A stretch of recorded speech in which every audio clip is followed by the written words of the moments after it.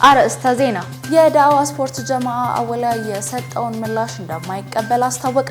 ኢትዮጵያ በ2030 የመድኃኒት ገበያ 3.6 ቢሊዮን ዶላር በማድረስ በዘርፉ የአፍሪካ ማዕከል ለመሆን መወጠኗ ተዘገበ። የኢራቅ እስልምና ጉዳዮች ጠቅላይ ምክር ቤት ፕሬዝዳንት ትራምፕ በኢራቅ ፕሬዝዳንታዊ ምርጫ ላይ ጣልቃ እንዳይገቡ ጠየቀ። የቁርአን ትርጉም በአርቲፊሻል ኢንተለጀንስ ወይም AI በመጠቀም ክልክል መሆኑ ተገልጿል። አሰላሙ አለይኩም ወራህመቱላሂ ወበረካቱ። የተከበራችሁ የነጃሺ ቲቪ ተመልካቾች የነጃሺ መረጃችን ጀምሯል። ከመረጃዎቹ ጋር ኢማም መሐመድ ነኝ። ቀዳሚ ወዳደረግነው መረጃ ስናመራ የዳዋ ስፖርት ጀማዓ አወሊያ የሰጠውን ምላሽ እንደማይቀበል አስታወቀ።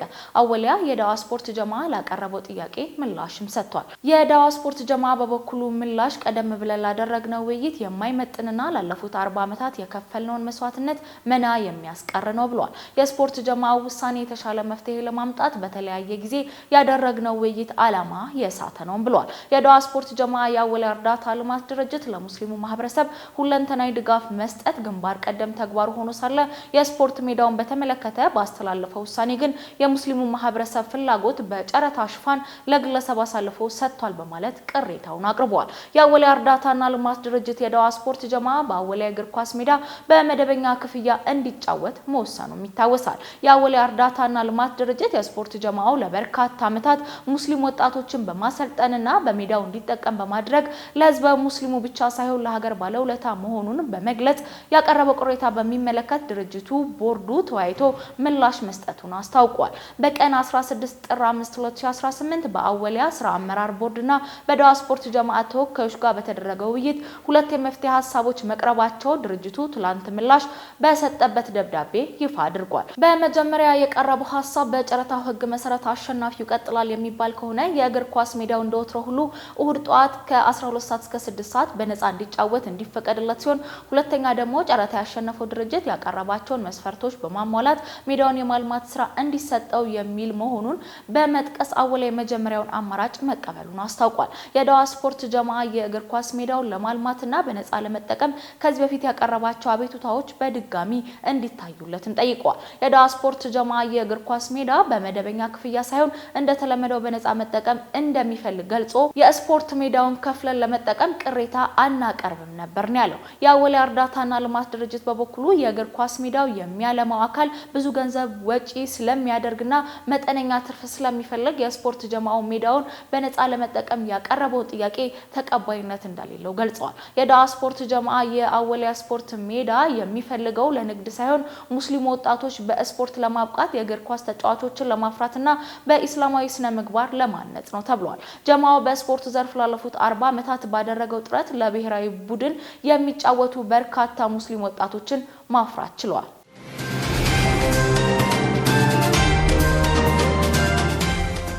የፈረስቲ ሂጅራ ቦርድ አመራር ባላቸው ተደራራቢ ፕሮግራም ምክንያት 26ኛው የበድር ኮንቬንሽን ዘንድሮ ማዘጋጀት እንዳልቻሉ ተገለጸ። 26ኛው የበድር ኮንቬንሽን በሚመለከት በድር በዓለም አቀፍ ኢትዮጵያውያን ሙስሊሞች ድርጅት በበኩሉ መግለጫም ሰጥቷል። የበድር ኢትዮጵያ የሁለተኛ የሩብ ክፍለ ዘመን ኮንቬንሽን የመጀመሪያ ፕሮግራም በተለያየ ሁኔታ ለማዘጋጀት አንጋፋው ፈረስቲ ሂጅራ ፋውንዴሽን በጠየቀው መሰረት አዘጋጅነቱን ተረክቦ የነበረ መሆኑን በመግለጫው አስታውሷል። በሌላ በኩል የፈረስቲ ሂጅራ ፋውንዴሽን ቦርድ አባላት ያላቸውን ተደራራቢ ፕሮግራም በምክንያት በመግለጽ 26ኛውን የበድር ኮንቬንሽን ዘንድሮ ለማዘጋጀት እንደሚቸገሩና እድሉን ካገኙ ቀጣይ ኮንቬንሽን ለማዘጋጀት እንደሚያስቡበት በደብዳቤ ማሳወቃቸውን በድር ኢትዮጵያ አስታውቋል።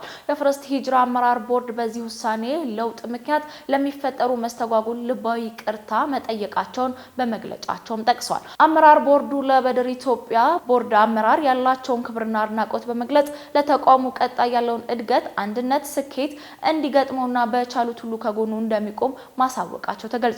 የበድር ኢትዮጵያ ቦርድ አመራር ለፈረስቲ ሂጅራ አባላትና ደጋፊዎች ያለውን ልባዊ አክብሮት ገልጾ የፈረስቲ ሂጅራ ፋውንዴሽን አመራሮች እያከናወኑ ያሉት ተግባራት በተለይም የዝግጅታቸው አብይ ርዕስ በሆነው የሙስሊሞች አንድነት ላይ እያበረከቱት ለነበሩት እንቅስቃሴ ታላቅ ምስጋና እንዳቀረቡና ካላቸው ተደራራቢ ፕሮግራም ወጥተው በጀመሩት የአንድነት ርዕስ ላይ ጠንክረው እንዲሰሩ የአደራ መልእክትን አስተላልፈዋል።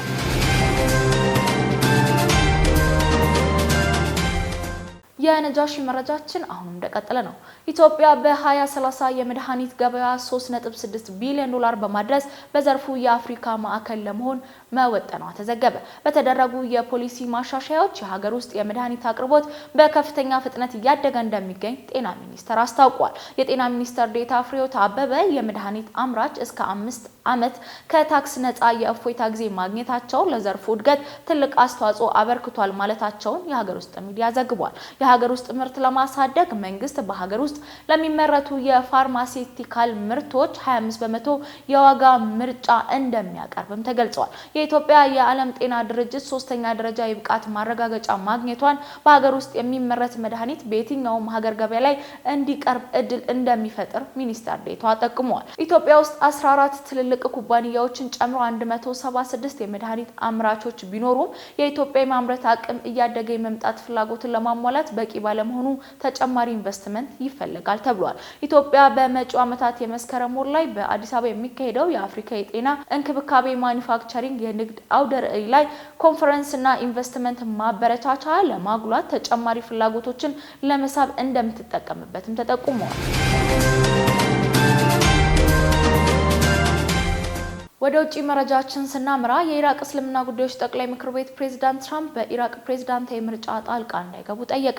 ፕሬዝዳንት ትራምፕ ኑር አልማሊክ እንዳይመረጡ ማስጠንቀቂያ መስጠታቸውን ተከትሎ የኢራቅ እስልምና ጉዳዮች ጠቅላይ ምክር ቤት ምላሽም ሰጥቷል። ምክር ቤቱ ትራምፕ በኢራቅ ጉዳይ ጣልቃ መግባት የለባቸውም ብሏል። የኢራቅ ሕዝብ የራሱን መሪ በራሱ የመምረጥ መብት አለው ያለው ምክር ቤቱ የኑር አልማሊክ መመረጥ የኢራቅ ህገ መንግስታዊ ጉዳይ ነው ብሏል። የኢራቅ እስልምና ጉዳዮች ጠቅላይ ምክር ቤት የኢራቅ ሕዝብ የሚጠቅመውን መሪ እንዲመርጥም ጠይቋል። ኑር አልማሊክ በህዝቡ ከተመረጡ በኋላ በ2014 በአሜሪካ ፖለቲካዊ ጫና ከስልጣንም ተወግዷል። ኑር አልማሊክ የኢራን ደጋፊ ፖለቲከኛ ናቸው። ነገ በሚደረገው ፕሬዝዳንታዊ ምርጫ ኑር አልማሊክ ይመረጣሉ ተብሎም ይጠበቃል።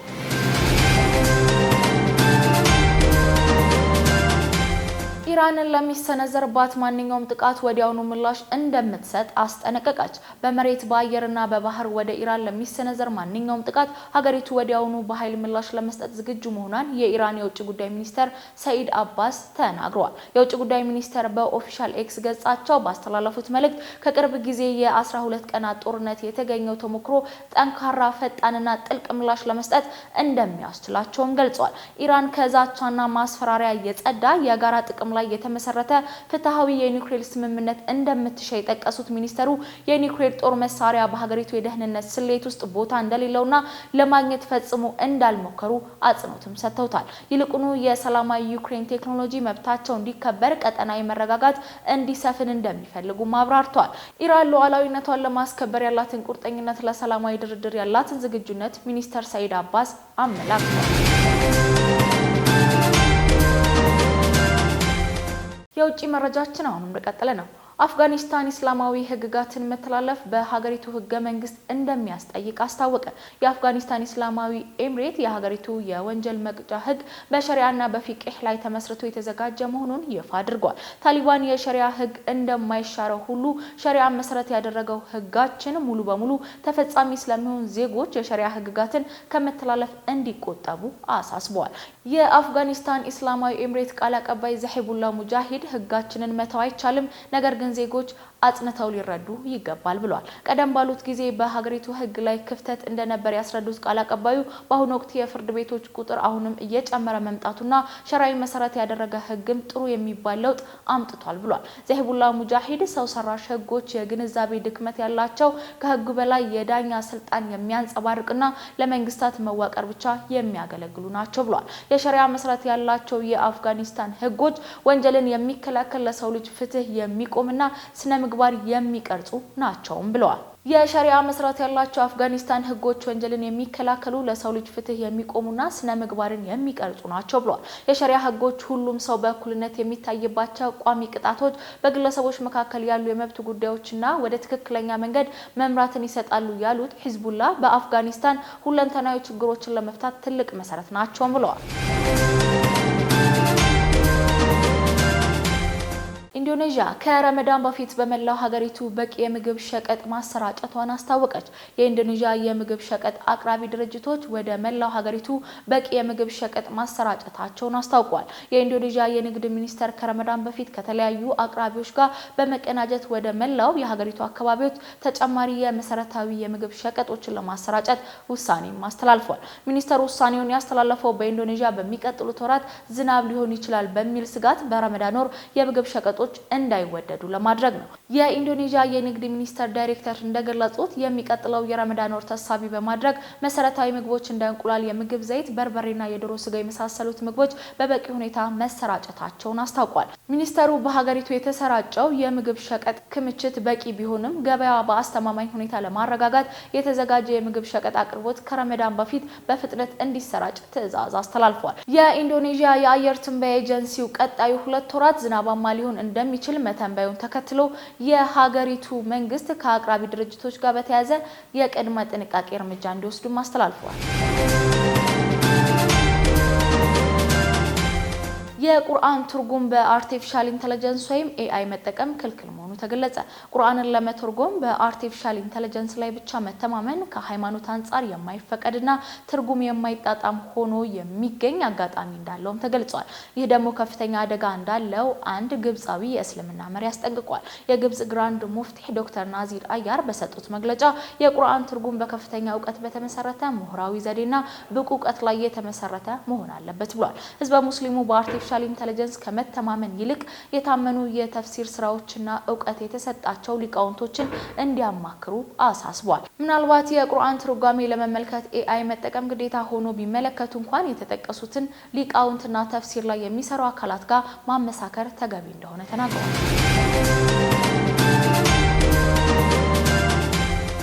በመቀጠል ወደ ቢዝነስ መረጃችን እናምራለን። ዙበይዳ ሀሰን እንደሚከተለው አዘጋጅተዋለች። ባንኮች እርስ በእርስ የውጭ ምንዛሬ ግብይት የሚያካሂዱበት ዲጂታል አውታር ስራ መጀመሩ ተነግሯል። የኢትዮጵያ ብሔራዊ ባንክ በባንኮች መካከል የውጭ ምንዛሬ መገበያ የሚያስችል ዘመናዊ የግብይት አውታር ስራ ማስጀመሩን አስታውቋል። ይህ የግብይት አውታር በኢትዮጵያ በመካሄድ ላይ ላለው የማክሮ ኢኮኖሚ ማሻሻያና ለፋይናንስ ዘርፍ ዘመናዊነት ወሳኝ ምዕራፍ መሆኑም ተገልጿል። በሀገሪቱ የፋይናንስ ታሪክ ለመጀመሪያ ጊዜ አውቶሜትድ ስርዓት የሚካሄድበት ግብይት በኢትዮጵያ የሰነደ መዋለ ንዋይ ገበያ መድረክ ላይ ሁሉም ንግድ ባንኮች ስለ ገበያው እኩል መረጃ ኖሯቸው የሚያከናውኑ መሆኑንም ብሔራዊ ባንክ በይፋ ባወጣው መግለጫ ላይ አስታውቋል። የኢትዮጵያ ብሔራዊ ባንክ ገዢ ዶክተር ኢዮብ መኮንን በይፋ ስራ የጀመረው ዲጂታል የግብይት አውታር የሀገራችንን የውጭ ምንዛሬ ገበያን መዋቅር ለማዘመን አስፈላጊ ነው ብለዋል። የገበያው አሰራርን በብሔራዊ ባንክ መመሪያዎች የሚመራ ሲሆን ሁሉም ተሳታፊ ባንኮች የተቀመጡ የስነ ምግባር ደንቦችንና የውጭ ምንዛሬ ተጋላጭነት ገደቦችን የማክበር ግዴታ እንዳለባቸውም ተገልጿል። አውታሩ ለተሳታፊ ሁሉ ግልጽ፣ ፈጣንና መመሪያ የተመራ የገበያ ከባቢ ይፈጥራልም ነው የተባለው። መድረኩ የገበያ ዲፕሎማሲን ለማጠናከር፣ የዋጋ ሂደትን ለማሻሻልና የፋይናንስ ገበያ ሪፎርምን ለመደገፍ ትልቅ ግብዓት ነው ሲሉም ዶክተር ኢዮብ ተካልኝ ተናግረዋል። ይህም እርምጃ የኢትዮጵያ የፋይናንስ ገበያ ከዓለም አቀፍ አሰራሮች ጋር ለማጣጣምና የውጭ ምንዛሬ አስተዳደርን ይበልጥ ዘመናዊ ለማድረግ ያለመ መሆኑም ተዘግቧል። አፍሪ ኤግዚም ባንክ ከፊች ሬቲንግ ጋር የነበረውን የስራ ግንኙነት በይፋ ማቋረጡ ተሰምቷል። የአፍሪካ ህብረት ዓለም አቀፍ የብድር ደረጃ መዛኝ ድርጅት የሆነው ፊች በአፍሪ ኤግዚም ባንክ ላይ የሚያወጣውን የወደፊት ግምገማዎች ባለሀብቶችን ሊያሳስቱ ይችላል ሲል ጠንካራ ማስጠንቀቂያም ተሰጥቶታል። ይህም ማስጠንቀቂያ የወጣው የአፍሪካ ኤክስፖርት ኢምፖርት ባንክ ወይም ደግሞ አፍሪ ኤግዚም ባንክ ከፊች ሬቲንግ ጋር የነበረውን የስራ ግንኙነት በይፋ ማቋረጡን ተከትሎ ነው። ባንኩ ግንኙነቱን ያቋረጠው ድርጅቱ የሚከተለውን የትንታኔ ጥራትና የስጋት ትርጉም አሳሳቢ ነው በሚል መሆኑንም አስታውቋል። የአፍሪካ ህብረት የአቻ ግምገማ ዘዴ ባወጣው መግለጫ መሰረት ባንኩ ከደረጃ መዛኝ ድርጅቶች ጋር ለመለያየት የወሰደውን እርምጃ ተገቢ መሆኑን ደግፎታል። ተቋሙ አክሎም ከእንግዲህ በኋላ ፊች ባንኩን በሚመለከት የሚያወጣው ማናቸውም ደረጃዎች ያለ ባንኩ ፈቃድና ተሳትፎ የሚደረግ በመሆናቸው በገበያ ላይ የተሳሳተ ግንዛቤ ሊፈጥሩ እንደሚችሉም አስታውቋል። ባለፈው ሰኔ ወር ላይ ፊች የአፍሪ ኤግዚም ባንክን የብድር ደረጃ ዝቅ በማድረግ ጃንክ ተብሎ የሚጠራውን ዝቅተኛ ደረጃ አንድ እርከን ላይ ብቻ እንዲቀመጥ ማድረጉም ይታወሳል። ድርጅቱ ለውሳኔ በምክንያትነት የተጠቀሰውም ከፍተኛ የብድር ስጋት ቢሆንም ባንኩ ግን ትንታኔውን የባንኩ ነባራዊ ሁኔታ ያላገናዘበ ነው በሚል ውድቅ አድርጎታልም ተብሏል። የአፍሪካ ህብረትና በርካታ የአፍሪካ ሀገራትም እንደ ሙዲስ እና ፊች ያሉ ግዙፍ ተቋማት በአፍሪካ ላይ የሚጥሉት የብድር ስጋት ግምገማውን ፍትሐዊ አይደለም ሲሉ ወቅሰውታል። ይህም የተዛባ ግምገማ በአፍሪካ ላይ ኢኮኖሚ ጫና እየፈጠረ መሆኑም ዘገባዎች ያሳያሉ። ዱባይ በዓለም የመጀመሪያውን የወርቅ ጎዳና መገንባት መጀመሯ ተሰምቷል። የዱባይ የወርቅ ጎዳና የተሰኘው አዲሱ ፕሮጀክት የወርቅና የጌጣጌጥ ችርቻሮ፣ የቡሊዮን ንግድ፣ የጅምላ ንግድና ኢንቨስትመንቶችን በአንድ መዳረሻ አካቷልም ነው የተባለው። በኤትራ ዱባይ የተጀመረው ፕሮጀክት የወርቅና የጌጣጌጥ ኢንዱስትሪ መዳረሻም ይሆናል። ይህም ዱባይ በዓለም የወርቅና የጌጣጌጥ ንግድ ግንባር ቀደም መዳረሻ ሆና እንድትቀጥል ታስቦ የተዘጋጀ መሆኑን የሀገሬው ባለስልጣናት ተናግረዋል። ይህም ጅምር የተባበሩት መንግስታት የወርቅና የከበሩ ማዕድናት ዓለም አቀፍ የንግድ ሀገር በመሆን ያላትን ቀጣይነት ሚናም ያንጸባርቃልም ተብሏል። በ2024 እና 25 ሀገሪቱ በግምት 53.41 ቢሊዮን የአሜሪካ ዶላር የሚያወጣ ወርቅ ወደ ውጭ መላክ የጀመረች መሆኑም ይታወሳል። ዋና ዋና የንግድ አጋሮቿም ስዊትዘርላንድ፣ ዩናይትድ ኪንግደም፣ ህንድ፣ ሆንግ ኮንግ እና ቱርኪን ጨምሮ ሀገሪቱ ሁለተኛዋ ትልቅ የወርቅ ንግድ መዳረሻ ለመሆንም ችላለች። አዲሱ የዱባይ የወርቅ ጎዳና ፕሮጀክቶች በውስጡ በርካታ የወርቅ መሸጫዎችን፣ የመዋቢያ ጌጣጌጦችን፣ የዳይመንድና በርካታ የከበሩ ማዕድናት መገኛ ማዕከል ተካተውበታልም ተብሏል። በተጨማሪም የተለያዩ ቅንጡ ሆቴሎች ከወርቅ ጎዳናው ፕሮጀክቱ ጋር አብሮ መገንባቱ የቱሪስት ስበቱን ይጨምራልም ነው የተባለው።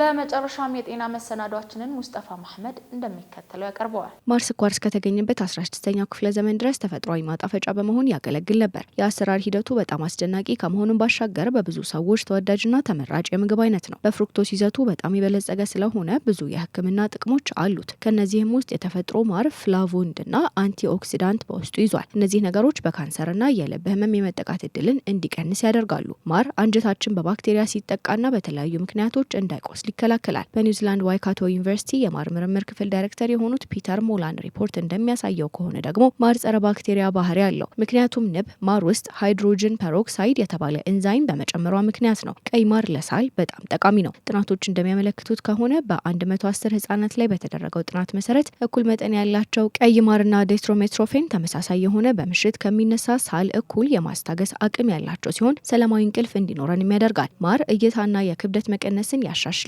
ስንፈተ ወሲብንና ቅድመ ዘር ፍሰትን ይፈውሳል። እንዲሁም የሽንት መስተጓጎልን፣ የመተንፈሻ አካላት ስርዓትን፣ ተቅማጥና ማቅለሽለሽን መከላከል ይችላል። ማር ምንም እንኳን አነስተኛ መጠን ያለው ስኳር ቢኖረውም ሰው ሰራሽ ከሆነው ስኳር ጋር ግን ተመሳሳይ አይደለም። ፍሩክቶስና ግሉኮስ ጥሩ የደም የስኳር መጠንን ቅንጅት ይቆጣጠራል። በተጨማሪም አንዳንድ የማር አይነቶች አነስተኛ ወይም ዝቅተኛ የስኳር መጠን ስላላቸው የደም ስኳርን መጠን እንዳይዋዥቅ ያደርገዋል። ማርን በውጨኛው የሰውነት ክፍላችን ላይ ከሲልቨር ሰልቫዲያዝን አብረን መጠቀም ፍቱን መድኃኒት ነው። በማር ውስጥ ያሉት ቀላል ስኳሮችና የጸረ ባክቴሪያ ባህሪው ቁስል ቶሎ እንዲድን ያደርገዋል። አንዳንድ የማር አይነቶች የተለመደ ወይም የማይጎዳ ባክቴሪያዎችን ይዘዋል። እነሱም 6 የሚሆኑ የላክቶ ባሲላይ ዝርያዎችና የቢፊዶ ባክቴሪያ ናቸው። በመሆኑም ማር ዘርፈ ብዙ የሆነ ህመምን የመፈወስ ጥበብና ባህሪያትን አካቷል። ሌላው የማር የጸረ ባክቴሪያ በዋነኛነት ለቆዳ ተስማሚና ጠቃሚ ነው። ከሌሎች ጋርም በመሆን ቆዳን የማለስለስና የማርጠብ ከፍተኛ አቅም አለው። ስለሆነም የማርን ጠቀሜታ በአግባቡ ለማጣጣም ንጽህናው የተጠበቀና ተፈጥሯዊ ማርን ብቻ በመጠቀም በማር ውስጥ የሚገኘውን የቫይታሚን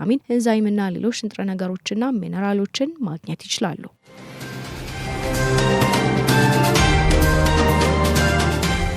ለሰዓቱ ያዝንላችሁ የነጃሺ መረጃ ይሄን ይመስል ነበር። ከመረጃዎቹ ጋር ኢማም መሐመድ ነበር። ወሰላሙ አለይኩም ወራህመቱላሂ ወበረካቱ።